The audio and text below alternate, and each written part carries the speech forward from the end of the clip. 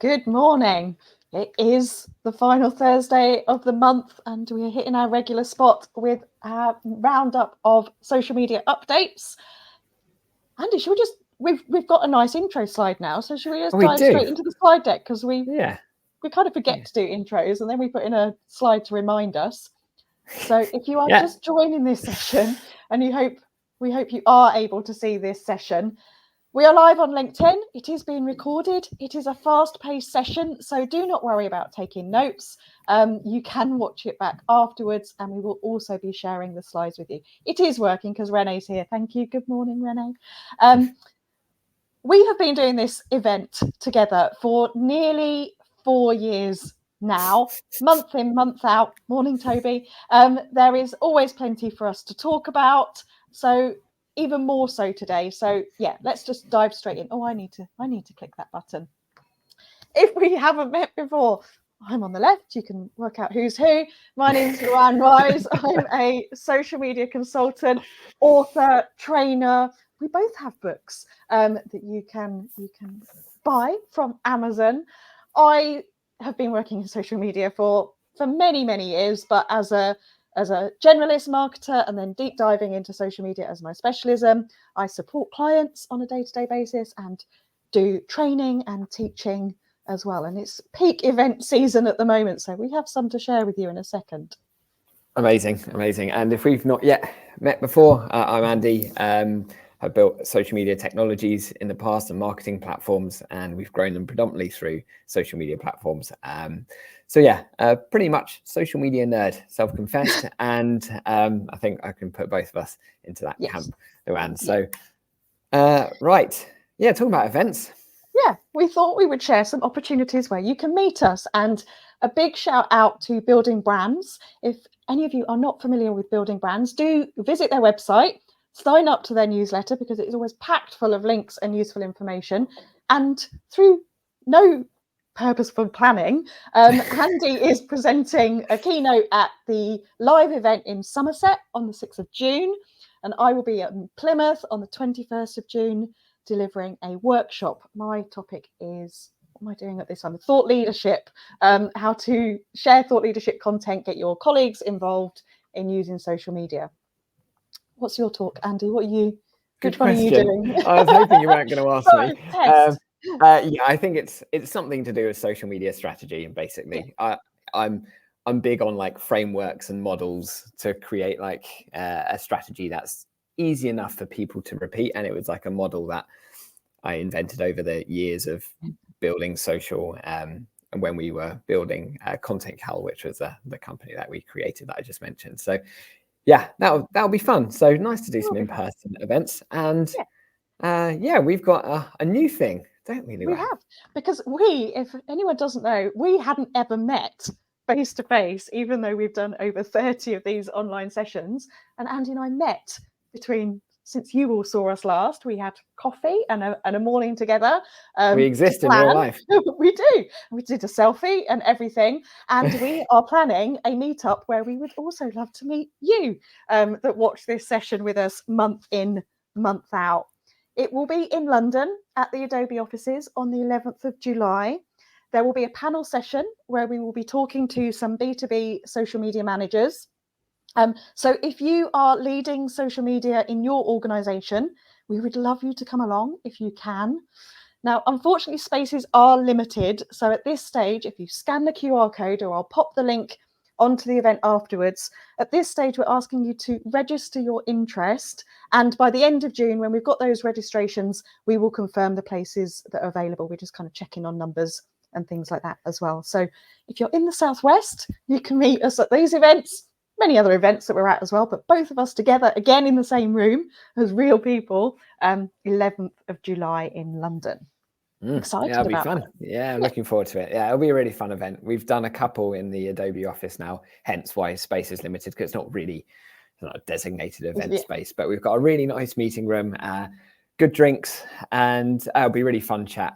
We have some great people on the panel as well. So good evening of learning. So I will be very much in the audience, listening and learning from everyone else too. So, cool. always talk about this social media calendar in Adobe Express, building lots of social media features for entirely free. So if you're looking for a new content scheduler, this is the only plug you'll hear from me today, then you can use all of this stuff for free. So yeah, if you're not yet checked it out, please do so. Find that on Adobe Express. And the only other thing, because we can't resist another QR code, is that if you want these slides, you are welcome to them. If you scan that, just pop your email address in, we can email that to you. And the reason we have to do this is because we run these as a LinkedIn event, as you know, so we don't need your registration details to join this webinar. We don't spam you or anything like that. We just do this for free. But if you do want the slides, just let us know your email and we personally send them to you. That's all. Yeah. Cool. Do you want to preface this before? Have I missed anything? No, we haven't missed anything, but we shouldn't assume that people have watched it before, even though I can see lots of familiar names.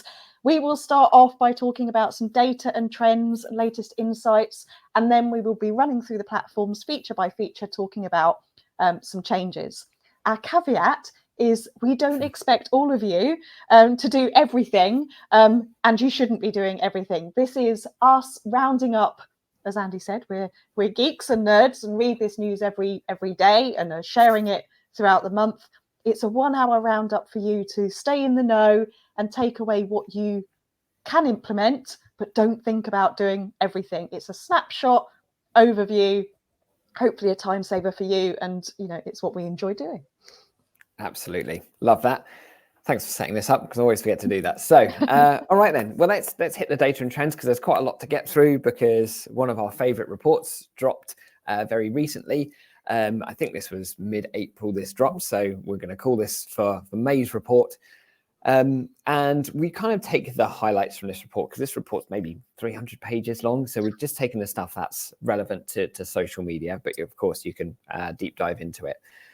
Social media user identities, essentially numbers of users on social and unique individuals, it's continued to grow. It's actually growing at a faster clip again, even though it was plateauing. So what that means, there's now over 5 billion people actively using social media every single month, which that number is still slightly bewildering. That's about 68% of the world's population, which again is another staggering social media statistic. And of course, those 5 billion users then get split across multiple different platforms. And as we'll talk about, they're not all just going on one platform, they're across multiple. Hence the reason you'll see that this clearly doesn't add up to 5 billion, it's many more. So there's been no change here in the top tiers. This has been very consistent. The numbers continue to grow. Something that's always quite shocking is even though maybe a couple of years ago we were talking about Facebook's demise or its downward trajectory, it's really not. It's had somewhat of a resurgence, passing 3 billion monthly active users, and YouTube continues to be hot on their heels. When we started looking at this data maybe 3-4 years ago, YouTube was 1.5 billion. I remember looking back at that, and it just goes to show how strong and powerful YouTube is. You'll notice there's a conspicuous absence of some platforms. LinkedIn, they don't report data in the same way. So we kind of have to use and adapt this data as we see fit, but there's probably very little surprise in terms of the biggest ones here. I don't know if you've got a take on this before we move on. And the thing I wanted to flag, or two things I want to flag, is one, yes, LinkedIn is always absent from this deck. The order doesn't really change. Twitter is still hanging in there, despite, murmurings, conversations, and, other events. But what we're not seeing yet in this data, and I was expecting to see it, if not in January, but now, we're coming up to the first birthday of Threads. And we're still not seeing Threads coming into this report, which is from datareportal.com. I'll put the link in the chat afterwards. Doesn't let me do it while we're live.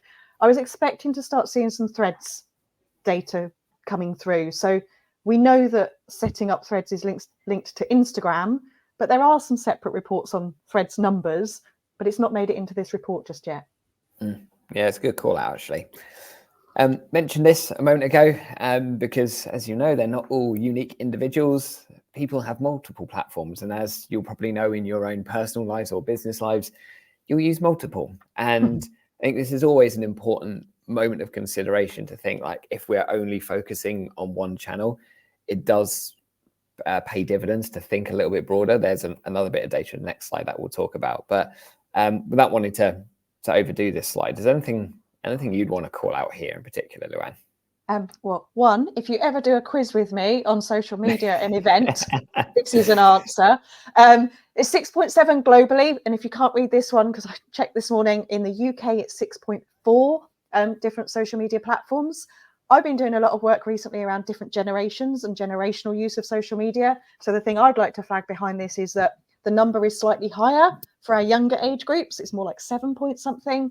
And then as we get to our older age groups and our boomers, it's 5 point something. So what you have to take away from these slides that we share with you is that these are the global overview slides.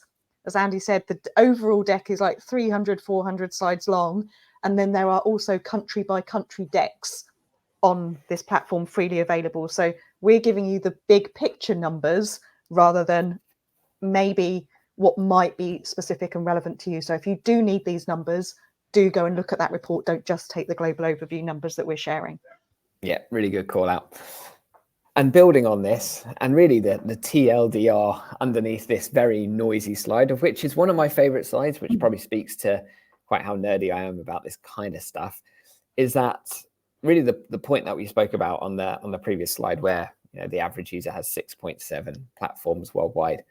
This gives us a bit of an understanding as to the platform mix of those individuals, because we'll all have a platform that we preferably spend time on. For Luan and I'm speaking on your behalf, Luan, is LinkedIn. You can. And for many, it's other platforms too.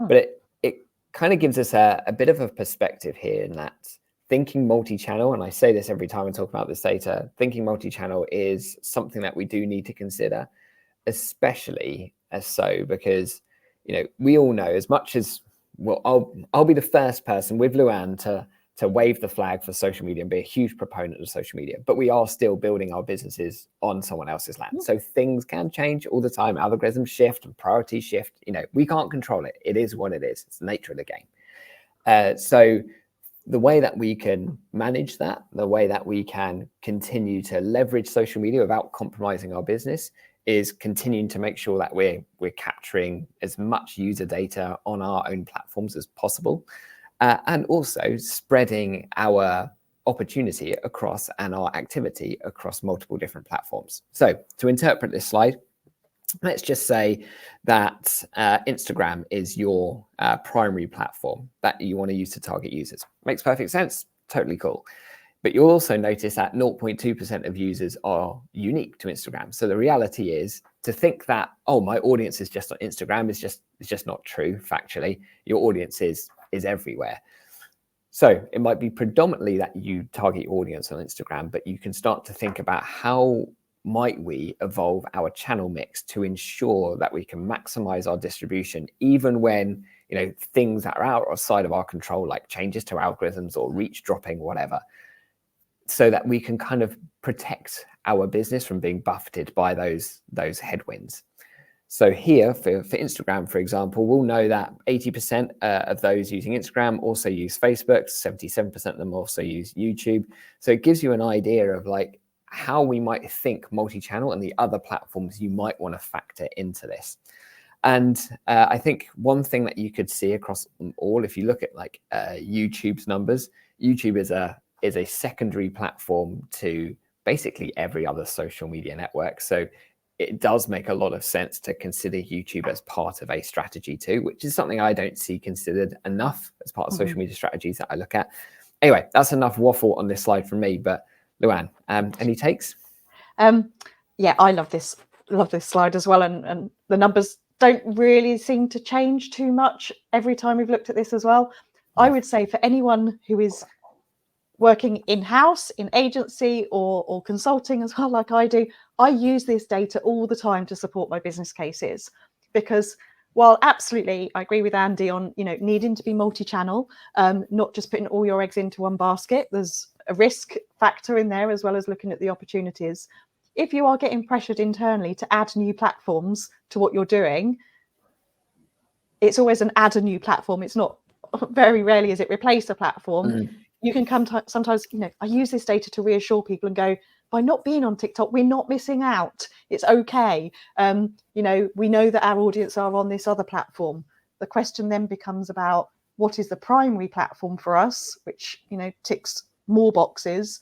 And actually you can use this data to reassure people that, you know, unless you give me more resources and more people and more hours in the day, I can't do everything. And the numbers show that we're not really going to be missing out. So use this data from this slide and other slides in your business cases to support you know, your requests or things like that. Yeah, love it. Great take. Average time per user. I speak about this a lot. This is a very important metric which helps us understand where there might be opportunities for organic reach. More time people spend on a platform, more opportunity there is for our content to be seen. Simple math on this one. TikTok and YouTube continue to dominate here. This is why TikTok engagement rates are still continue to be strong, even though it's a pretty mature platform at this point. Yes, some of the reach opportunity on TikTok has decreased slightly, but yeah, nothing beats it for engagement rates still. And that's as a direct result of this. People spend more time engaging with content on the platform, on TikTok versus other platforms. That doesn't mean just because you don't see like LinkedIn here, you see LinkedIn at the bottom, just because you see that there doesn't mean it's not important. It just gives us an idea as to how much time people are spending on a platform. And it gives us an idea as like where is our reach potential, our organic growth potential. So that's the way I look at this. And it's just another way of like weighing up. If you're thinking about adding new channels to the mix, which to your point, Luan, you need to think carefully about, this can help you justify some of those choices. Thoughts? And we can take this with the fact that we know by the nature of the content on the platform that TikTok is about videos, which are a few seconds, you know, if not more, and they're encouraging longer TikToks, and particularly on YouTube as well. So of course we are going to spend longer on those platforms than scrolling past a short text and image post on LinkedIn. So it's not, I think, take this as like, it's not just about the platform and people spending the time, but how quickly we can consume content on the platform as well. Yeah, fair point. So on to a few slides related to brand research, of which this is always the data that I spend a lot of time looking at, because this is what I use social media for. It's for brands. Right? That's precisely what we want to do. So the numbers haven't really changed here, but I just wanted to share this anyway. Probably numbers have gone down a little bit. But either way, absolutely huge. 73% of those internet users aged 16 to 64 use social media to research brands and products they're considering buying. So hugely significant. And the role that social media plays in purchase decisions continues to grow. And we'll see this as a slight increase here. This slight difference in this data that I'm showing here is that the brands who visit social media to learn about brands and see their content. So these are the people that would deliberately go and search for a brand because they're considering buying them. Whereas the previous slide is about just people in general who go to social media to discover products and services. But there is a slightly increasing trend of those that deliberately say, all right, well, I'm looking at buying or working with Luan Wise. I'm going to go check out Luan Wise's LinkedIn to have a look at her consulting work, etc. So we're seeing a steady increase of that. So yeah, that's the way I interpret those different slides differently. But what's your thoughts, Luan? I think, again, taking it, you know, this is the snapshot one. There is slides in this deck around how people are using social media to learn via video, watching news, media consumption overall. But I think this we include this as a flag of like, why are people using social media? What are they going there for? That there's other slides around, you know, people go there for news and events and entertainment. That's great, and that's what we might be doing as users outside of our 9 to 5.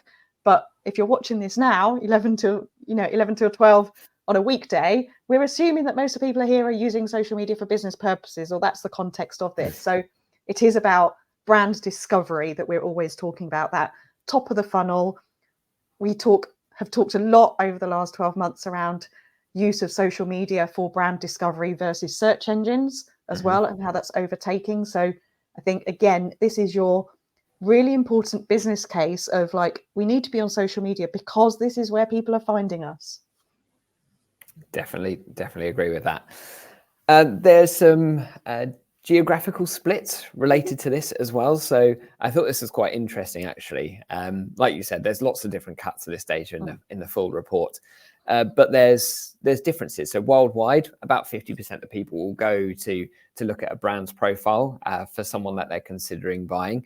That depends on different geographies. So South America, its index is much higher, but in the UK and Europe, it indexes a little bit lower. So in the UK, where predominantly most of this audience and this call are, so about 39% of people that would deliberately go to a brand's profile, for example. Still very significant, but interesting that it's not as big as some other markets. So if you are a business marketing in other different territories, definitely something to consider.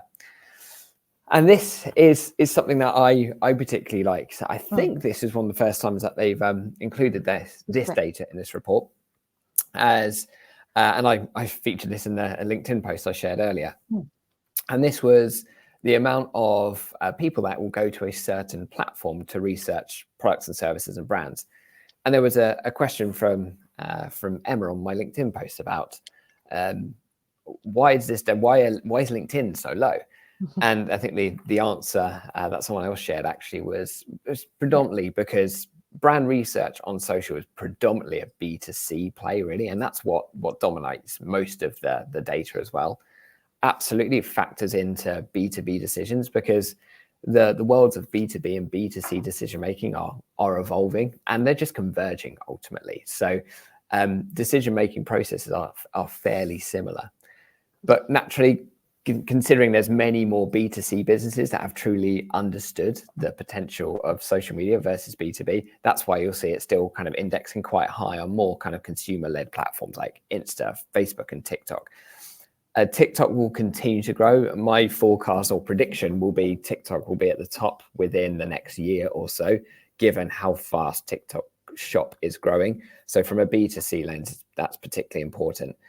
But one thing that's really interesting to see as well, final thing I want to call out, because LinkedIn's on here, we all get that. But Reddit is such a significant platform for new product discovery. So it's fascinating to see how high that index is, and also how high Twitter, X, still indexes as well. So they're my takes. Cool. I'm just going to pick up on a couple of questions in the chat because I can see them. QR code to apply for the slides. Yes, we have got it again at the end. Don't worry. Is it going to be on YouTube? Yes, we have a playlist of all of our sessions on YouTube. You will find the recording on both my profile on LinkedIn and Andy's profile, and over on my YouTube. I'll get the QR code up now. Why not? Yeah. And Aoife, do we have separate B2B versus B2C split? No, I haven't seen anything in this slide deck. And I was just thinking about that as Andy was still talking.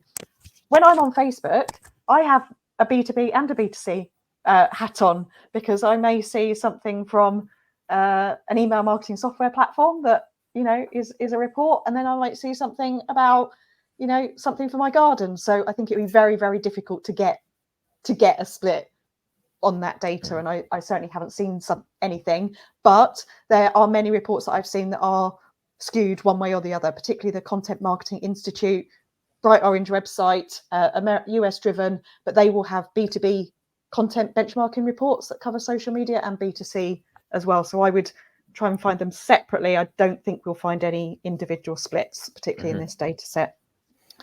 If you were to go back, Andy, my surprise at that one was Instagram being top. And I love the fact that Instagram is being top, because we both often talk about how LinkedIn is important to us. Facebook usually comes up top, YouTube, about video, but Instagram being there as brand research, I think is a really interesting one to throw in the mix. And I've got a talk next week all about employer branding and, content that is about behind the scenes culture, what it's like to work here, things like that. And Instagram and TikTok for me are almost my top platforms for that kind of content.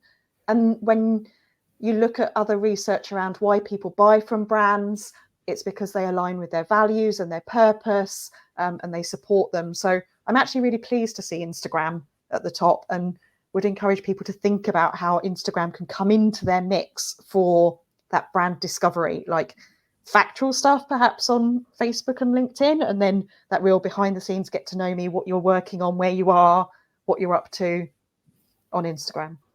your multi-channel approach. Yeah, definitely agree. More data, but I'm not going to go through this because I think this kind of hammers home the point. Because the world of search and social, to your point, Luan, is changing dramatically, indexing ever increasingly towards social. So really, hopefully this data, just screenshot this. I don't need to read this out to you because you can all see this, but screenshot it, share it with your bosses and clients to make sure that social media has been given the adequate focus in a business. And Eva, you asked this question earlier about like, where's YouTube on here? The answer is because we don't create this data. I don't really know because it should be, because I saw this data in the course of the last couple of weeks as well, is that YouTube Shorts is coming out as the #1 short form platform where viewers go to discover new products and brands in Europe, well, basically in EMEA. So whilst that's data reportal report, that's kind of global stuff, but in Europe specifically, this data was showing that YouTube Shorts is the #1 source, which is interesting. It was, caveat, a Google report. This is an independent report, but I found the report on on a Google page, so maybe question the independence a little bit. But the report was from an independent research body, and it would stack up, right? 2.5 billion monthly active users. YouTube bridges that gap between search and social really well, and SEO and discovery and all of that stuff. And given that the growth of shorts has been absolutely phenomenal, it makes a great deal of sense, especially because YouTube has already got like the advertising elements into it. It already knows how to merchandise content really well. Unlike TikTok rather, which is just on the journey, the beginning of the journey to figure out how to monetize and make content work. YouTube are experts at that. So don't sleep on YouTube Shorts. Definitely something to consider. It's going to continue to grow. YouTube continue to invest time in it. Let's look at some confidence levels, because I think this kind of replicates probably a lot of the consensus I reckon we have on this call. So this is from eMarketer. So this is very much in the headspace of that many of us reside in. The confidence levels of these platforms to deliver ROI. And it's interesting to see this. And I think, it pretty much backs up a lot of the things that I would consider. However, I'm super surprised to see BeReal here.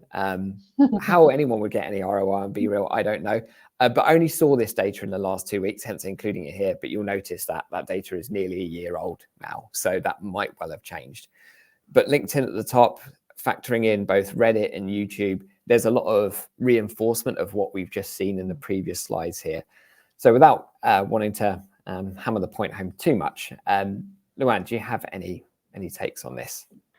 I think just us finding data and talking about confidence is really important, because there, it is, as much as we're always answering Q&A and sharing in our insights and experiences, there isn't a golden answer to all of this. There is no set rule book. It is about understanding, experimenting, looking at the data, driving our insights, and we do have to be confident when we're presenting this to our non-social media colleagues as well. So how people feel about these platforms and the results they can get, I think that's quite a nice, useful take on it.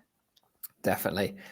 Talking of confidence, this is something that is pretty darn significant. And I think the real kind of underpinning thread that spans the last kind of 20 minutes of us talking about all these data and trends is that social media really is starting to now, after 10 years plus doing this, being taken seriously. And now advertising spends and budgets are starting to reflect that, where that green line where it says video, what it actually means is TV. So TV advertising dropped off and continues to drop off. Search marketing, which are obviously still incredibly powerful, has started to flatten, but social budgets, the forecast for this year is that they will have properly overtaken the rest of the budgets. And social budgets are beginning to dominate, which kind of reflects everything we've been talking about around brand discovery and search and those confidence levels. So basically, a slight challenge. Go for it. Slight challenge in that, are people finding that they need to spend money on social, because organic is getting harder to get results as well. But at the same time, you're not going to spend money unless you can be confident that it's going to work for you and get the results. So I think there's, we have talked about the need to pay to play increasingly on these platforms, but also the more that we use them, we can almost, justify, validate, be confident that we'll get results when we're paying as well. And there is increasingly on each platform, even though it feels relatively easy to go through the self-serve platform and to set up ads, they can work. It takes work to get them working as well. It's, there's a whole skill set around, planning the ads out and working through it as well. So it is nice to see that ultimately it is as important, if not becoming more so, than search as well. Exactly. And yeah, don't get me wrong, just because we see this, like we see social above search, doesn't mean that search is no longer important. It's all a balance, or balancing organic and paid social, balancing with some search marketing. And we're not telling you that you have to go and do ads. Correct. We're not necessarily saying that, but it could be useful. Exactly. And everything, it's too easy. You see so much content out there, especially as it relates to like marketing stuff, where it's like, oh, this is dead, this is a new thing, or don't do that and do this. Like, all of that is nonsense. It's just a case of, let's take a balanced, like a considered approach, and balancing our budget across a number of different channels where we're confident in the bets that we're placing. Nothing is dead or dying or whatever. It's all about having some degree of balance and sensibility when we truly know who we want to target. A couple more bits of data, and then we're going to just doing a quick time check as we're going to head into the feature stuff. Well, you can read what's on the slide here. Threads continues to grow, more daily actives in the US than Twitter, which is pretty impressive. And feature updates seem to have slowed down a little bit because they shipped so much. But naturally, as you'll see, if you're a regular user of Facebook and Instagram, you'll see that Threads continues to get pushed and leveraged across those platforms. Constantly. But I do think that a Threads API is imminent, isn't it? I think it's been tested on a couple of platforms, but rolling that out is potentially the game changer. Yeah, and potentially, once it's integrated into all the social media platforms, and we'll start to use it more. But I think the confidence level, we've been talking about that a lot, is still fairly low. I think every time I ask this question, it's like, oh yeah, we're doing a bit of Threads, just kind of like toe in the water, testing. Very few seeing meaningful results right now. So don't think it's a complete like game changer. Something still to consider in the back of our minds. Sorry, Luan. I'm just going to add, it is okay, like in this whole mix of social media platforms, you do not need to be active on every social media platform. It is okay to lurk. And we shouldn't, ignore our lurkers as well. I see posts going, I've had conversations with people today. They never engage with my posts, but they see my posts. Lurking is one of the types of social media users, and they are hugely valuable. So I'm currently a lurker on Threads, and I am absorbing information. I can't post on every platform. So that multi-use of platforms, some are for being active, some are for lurking, and that's just fine. Definitely. All right then. Cool. That's probably enough of me talking. So you want to take us through some features? Feature platform by platform. Let's have a look at some feature changes, starting off with Meta. And SEO and social are continuing to evolve, and we're talking about AI. It's also been interesting to see how Google search is being integrated with social media as well, whether we're seeing social results on Google and how Google search results are coming into the platforms as well. We saw it earlier in the year, I think, on TikTok, but now Meta as well, where Meta AI, we talked about last month, will be pointing users to web search results as well. So while we've been talking about almost a bit one versus the other, we are seeing an integration as well. Definitely. Creator marketplace. We've also been talking about creators probably for nearly 2 years now, and how the platforms, all of them, not just Meta, continue to create features and monetization opportunities for creators. They are what brings us back to the platforms a lot of the time. So Meta rolling out that marketplace to more countries now. They always roll out and take things in test stages. So we're going to see that more and more. AI disclosure requirements. Again, not just Meta. I think this is happening on YouTube, on LinkedIn, on TikTok as well.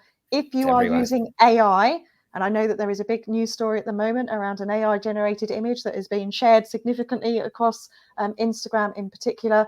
If you are using AI, it is really important that you disclose that as well. And the platforms are increasingly asking you to label your content that things were generated through AI. I think that's important and a good thing. Just to pick up on this, because this has come up fairly recently, because obviously at Adobe we've got a lot of AI functionality, and we've started to see Facebook automatically tagging things and Instagram tagging things as created with AI, even when they were not. So even though you might have used AI, so you might not have created the image with AI, but you've edited it with AI, like removed a background object, or used the generative expand, whatever it is. Those AI editing tools are everywhere.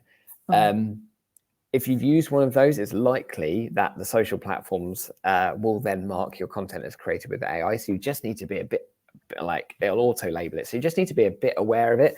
Obviously, this is early days teething problems of like this AI labeling stuff, but I think we're gonna hear a lot more about this over the coming weeks and months.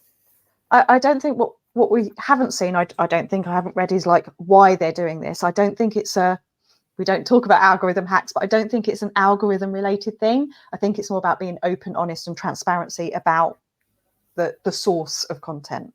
Yeah. I think, you are, because a lot of these, and Adobe are leading this initiative called the Content Authenticity Initiative, which is a series of big tech organizations, OpenAI, Meta, etc., that are all opting in to disclose and ensure that users have a degree of trust in what they're seeing. So that's the Content Authenticity Initiative. As part of that, they need to have in place mechanisms to ensure that anything that has been created or edited with AI is then automatically disclosed. And that happens because for all these platforms, anything you edit will have some content credentials pinned into the metadata of the image, which will then ping Facebook and suggest that their content was made with AI.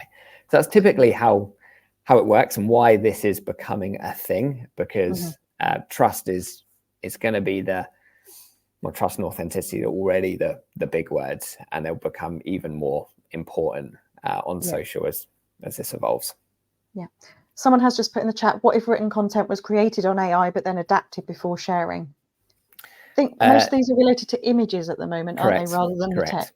Yeah, exactly. So text is, whether rightly or wrongly, I believe is fine. This really will only happen for images.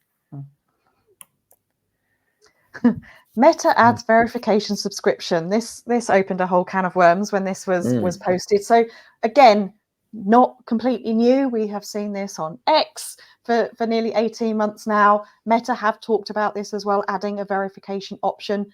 In part, they need to monetize. They need to make money, and they can no longer do that just from ads. So they are looking to add verification. In part, this is to protect from fake users and bots as well, by the fact that the platform can get human credit card details.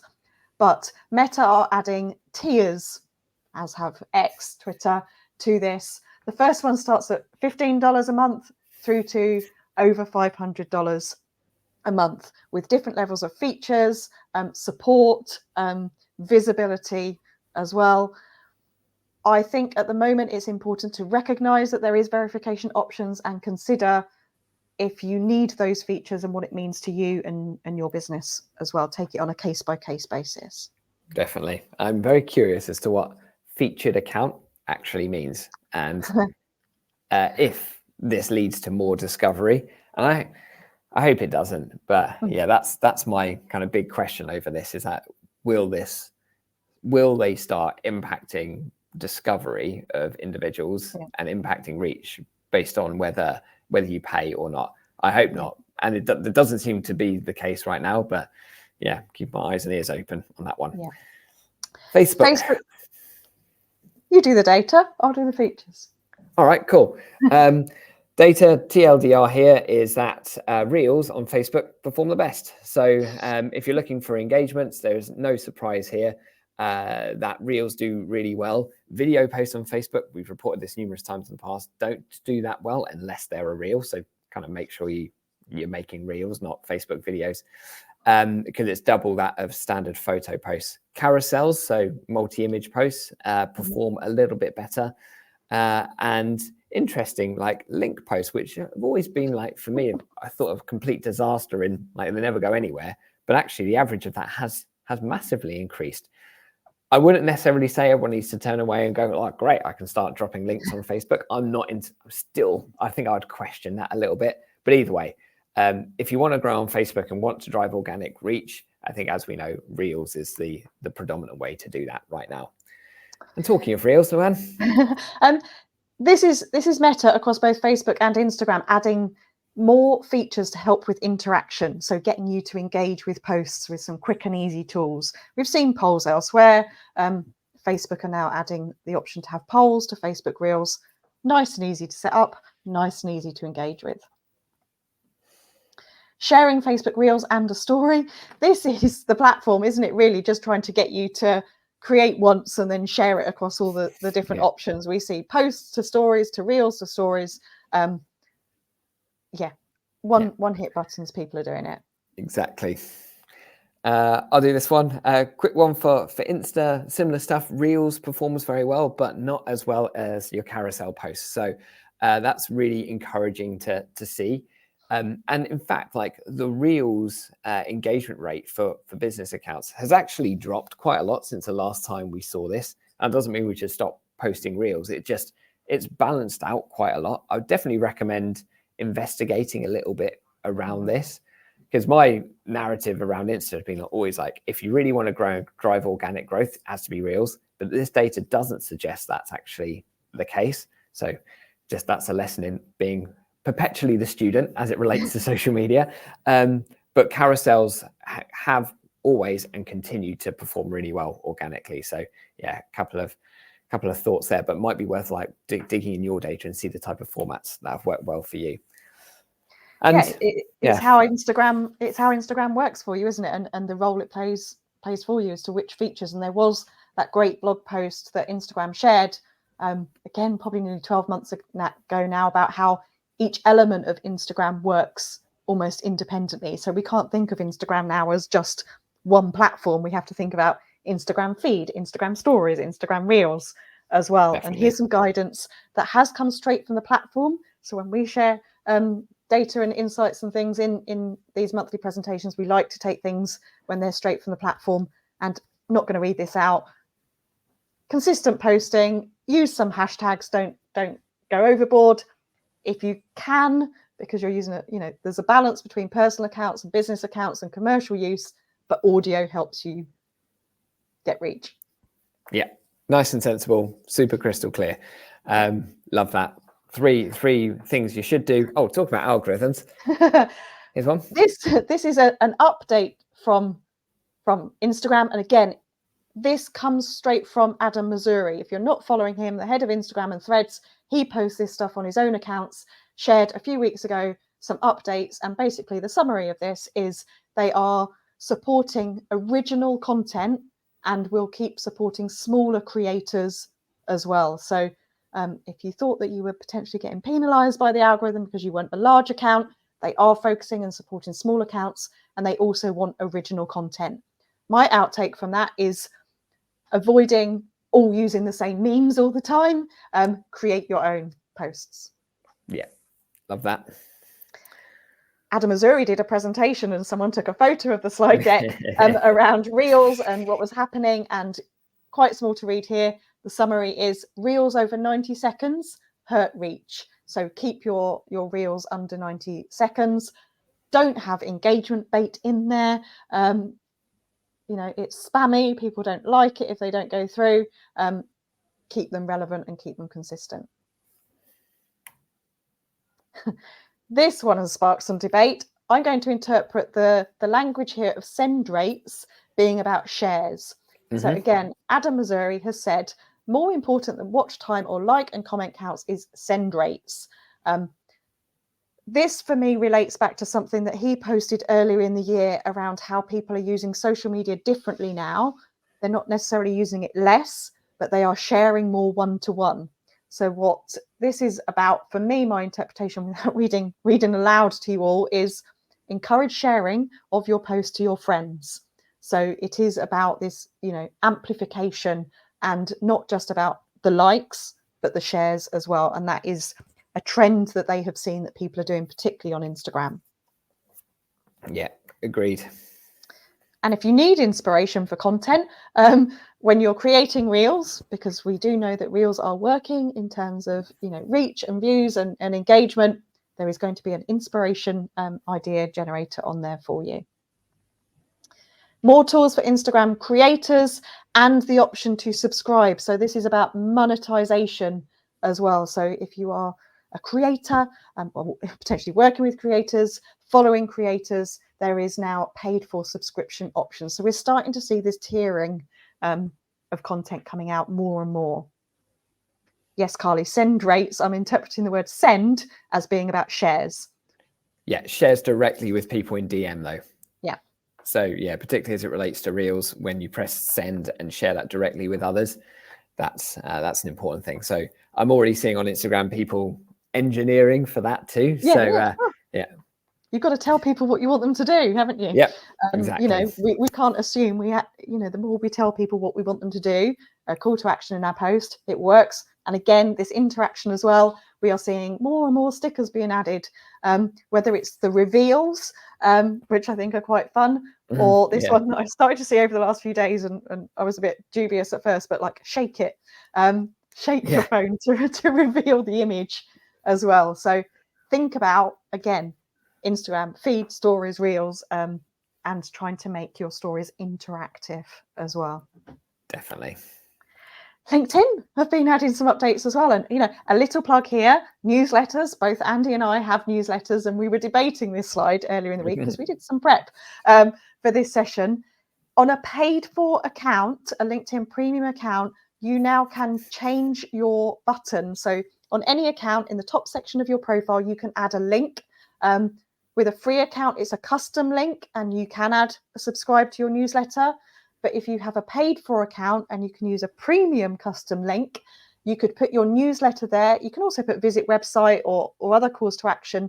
But on a premium account, you then get the option to toggle on that link can appear with your photo, name and headline alongside everything you do on LinkedIn.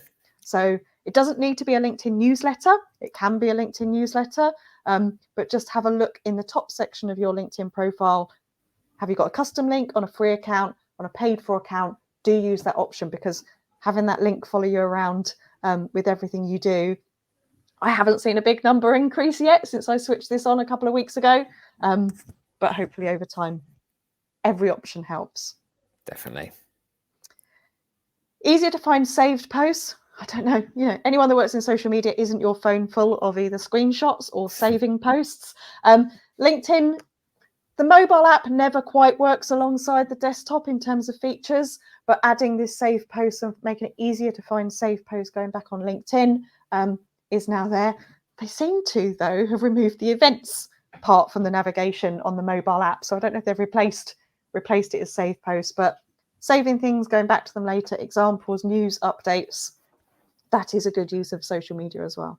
Definitely. Wordle fans, I haven't played these games yet, but I have a friend who, I don't know if you're watching, that I just sent this to her and said, will you try this out, because I know that you love games. This is kind of that daily game playing. She said they were okay, but the LinkedIn news announcement about this was it is going to encourage engagement and conversation. Yeah, jury's out on that one. I'll wait to be proven wrong. Yeah, and again, as I said earlier, all the platforms are doing it. LinkedIn have added labeling for AI generated content. X, Twitter, again, this is the interesting one, particularly with the political news announcement that we're currently in that pre-election period for a few weeks. We won't go into that anymore. But I do have a blog about it if you are concerned about what happens on social media and around elections. But community notes on Twitter calling out misinformation, news, communities, engagement, this is continuing to grow. So I think this is, Twitter is busy, even more so at the moment. So be thinking about how to engage with communities and community notes as well. Hiding likes for all users. This is something Instagram did quite a while ago and tested. It is a setting option on Instagram.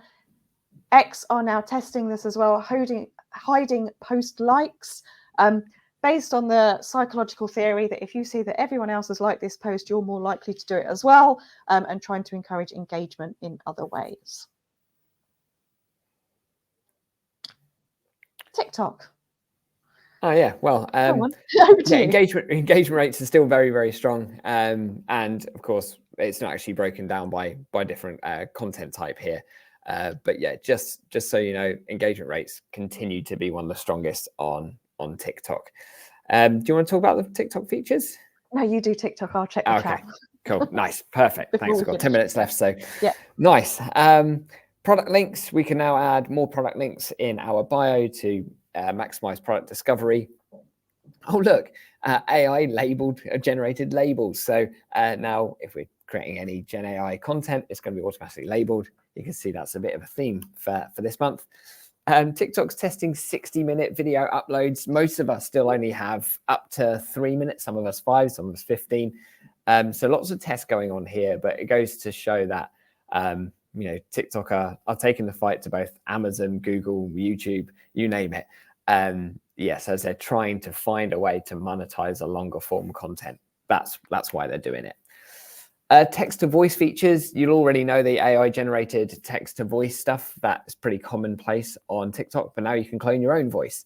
So if you're not feeling like it today and you wanted to voice over something, you can just write the text in and it will do it in your voice. I have not yet tested this. But yeah, it does provide more opportunity for you just to make sure you can represent your own brand voice here without having to be on camera.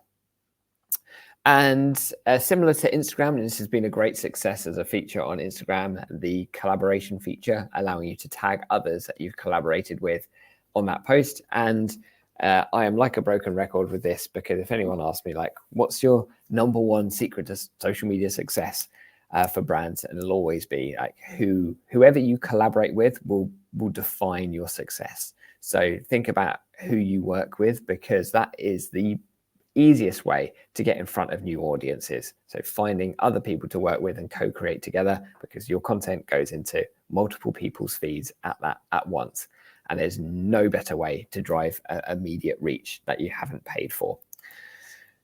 And the rest, WhatsApp broadcast channels. Often, just so you know, even though I talk about all of this stuff all the time, I don't do all of these things. And there's sometimes when I'm going through this, there's sometimes I earmark something, I'm like, I'm going to do that. And this is one of those things that I'm going to do. So as I mentioned, we have a newsletter, about to release a podcast and all that kind of stuff. And I want to think about, how do I communicate updates and new pieces of content to people, because it's so easy for that to get lost in a LinkedIn feed or whatever. Of course, there's a newsletter and emails and all that good stuff. There's also the joy of WhatsApp broadcast channels. So I'm thinking about how do I bring that in?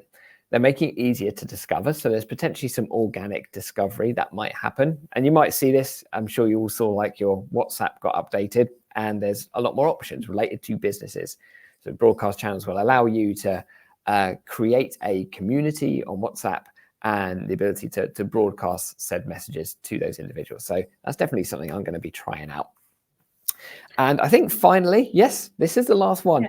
YouTube, the only thing from YouTube this month is that they're using AI to suggest content that you might want to create. And this is a really smart thing, and I think more platforms will probably take their lead, is that YouTube looks at other videos that are popular in your niche, where there's gaps in that space, and will then give you suggestions based on the content you could create. And this is where AI becomes incredibly useful, because that would be very manual data sciencey work.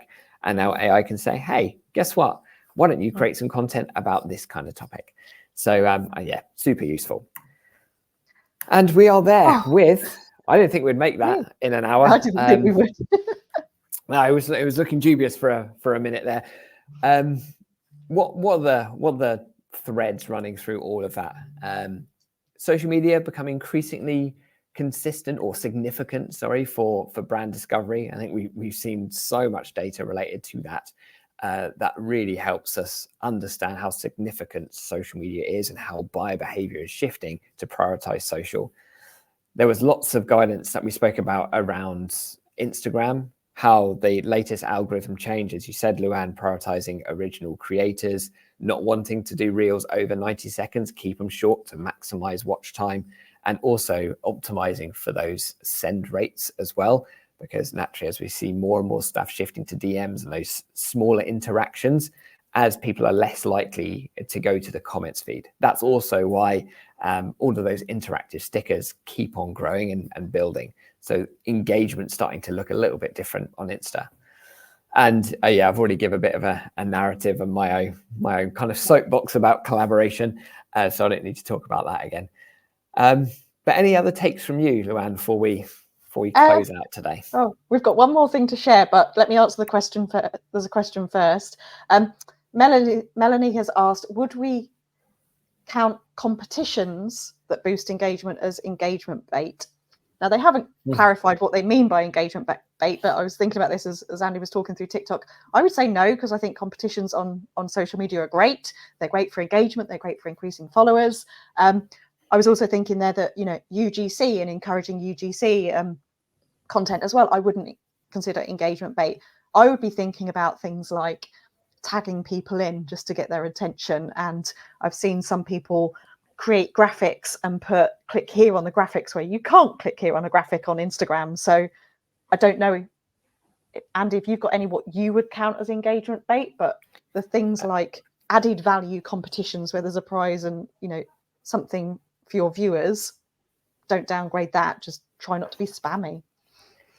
Like, yeah, those like tag someone who needs to see this type of call to action, or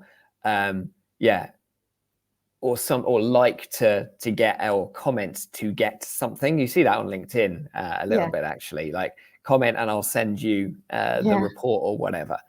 Those kind of things are absolutely engagement bait. Does it mean that you shouldn't ever do them? Because sometimes they're effective, but we need to be pretty judicious about them. Competitions, I would, like to your point, Luan, I would be reluctant to withdraw and not do them, because yes, I mean, everything's engagement bait because we're trying to drive engagement. So it's just, to your point, Luan, where it doesn't, if we don't feel like we're adding value to the audience with the thing that we're asking for, then we should really question what we're doing. So that'd be my take. Value add. And when Andy and I met a couple of weeks ago, not only did we organise a meetup, but if any of you remember, a while ago we did a session on AI. Sorry, Andy, if you jump to the next one, we are going to do an entirely separate session, because we've talked about it a lot today, and we always talk about another session on the 18th of June, a LinkedIn Live about AI and social media. We're not going to, we're going to dive into case studies and talk about how to make it work. So we're not going to show you ChatGPT or some hacks or prompts. We're going to be gathering our case studies and experiences on a specific LinkedIn Live session. For that, we will be doing more ad hoc sessions on topics. So if you want us to dive into any areas or have any suggestions, please do always let us know, because we love to geek out on specific topics as well. But thank you for watching. We're bang on the hour. If you go back one, Andy, you can get the slides from today. The recording, if you're watching it live, will immediately be available on our LinkedIn profiles. If you're watching the recording, you've got it already. Get today's slides on the left and join us again on the last Thursday, which will be the 27th of June. That's it. We're done. Amazing. Great work. Thank you so much. Everyone. Yeah, thank you for joining. Really appreciate it. And I'll see you all very soon, hopefully. Yeah. Take care. Bye. Bye-bye.